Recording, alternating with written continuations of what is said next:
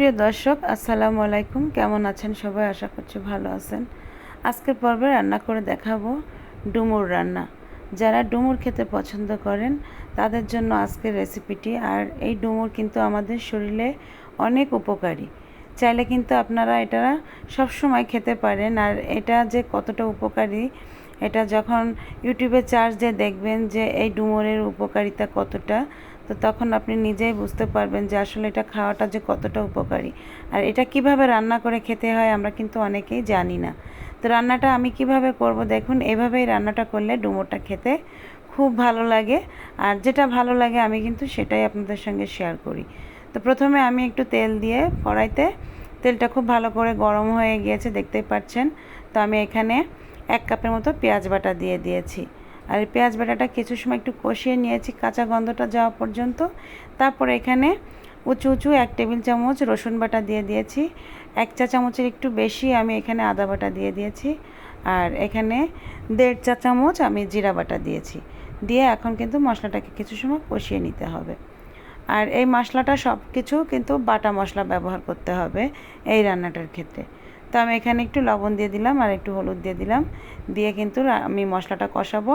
আর সামান্য একটু কালারের জন্য লাল মরিচের গুঁড়া দিয়ে দিয়েছি। আর দিয়ে দিলাম একটু নারকেলের দুধ। এই রান্নাটা কিন্তু নারকেল দুধ দিয়ে করতে হবে। নারকেল দুধ দিয়ে না করলে কিন্তু খেতে ভালো লাগবে না।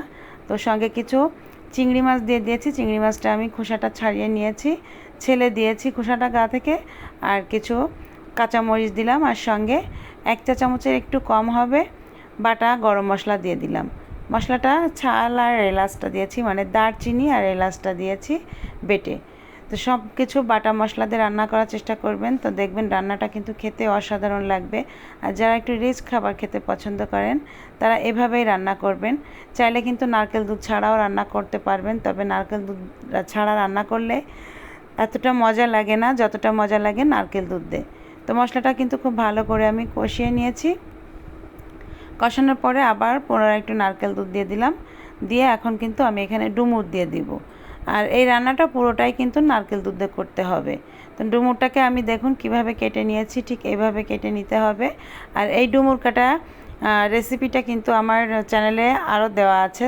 কিভাবে ডুমুর কাটতে হয় সেটা আপনারা দেখে নিতে পারবেন আমার চ্যানেল থেকে। তো এভাবে এখন কিন্তু ডুমুরটাকে কিছু সময় পর পর একটু নেড়ে চেড়ে কষিয়ে নিব। আর এই কষানোটা কিন্তু যত ভালো হবে রান্নাটা কিন্তু ততটা মজা হবে। তো দেখুন আমি এভাবে কষিয়ে নিচ্ছি। আর আজকে বিদ্যুৎটা এতটা মানে যন্ত্রণা করতেছে, খালি বারবার বিদ্যুৎ চলে যাচ্ছে। তো এজন্য একটু আলোর হেরফের হতে পারে, আপনারা কিছু মনে করবেন না। তো যাই হোক, আমি এভাবে রান্না করছি। রান্না করতে করতে শুধু মানে বিদ্যুৎটা চলে যাচ্ছে। তো এভাবে দেখুন আমি ডুমোটা কষিয়ে নিলাম। কষানোর পরে বাকি নারকেল দুধটা আমি এখানে দিয়ে দিয়েছি। তবে এখানে কিন্তু আমি 2টা নারকেলের দুধ করে নিয়েছি।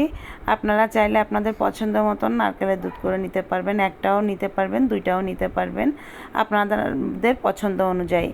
তো যত ঘন নারকেলের দুধ দিয়ে রান্না করবেন ডুমুরটা খেতে কিন্তু টেস্ট হবে।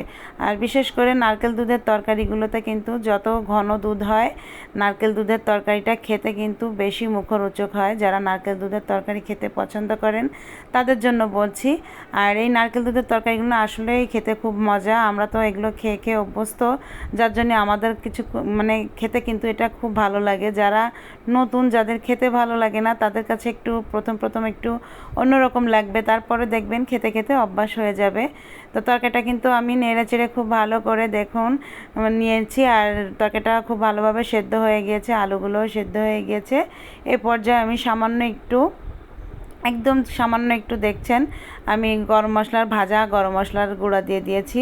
এই গুঁড়াটা আপনারা চাইলে স্কিপ করতে পারেন, তবে এই গুঁড়াটা দিলে কিন্তু খেতে কিন্তু খুবই মজা হয়। আর তরকারির যে মানে স্বাদটা দ্বিগুণ বাড়িয়ে দেয় এই ভাজা যে গরম মশলার গুঁড়োটা দেওয়ার কারণে।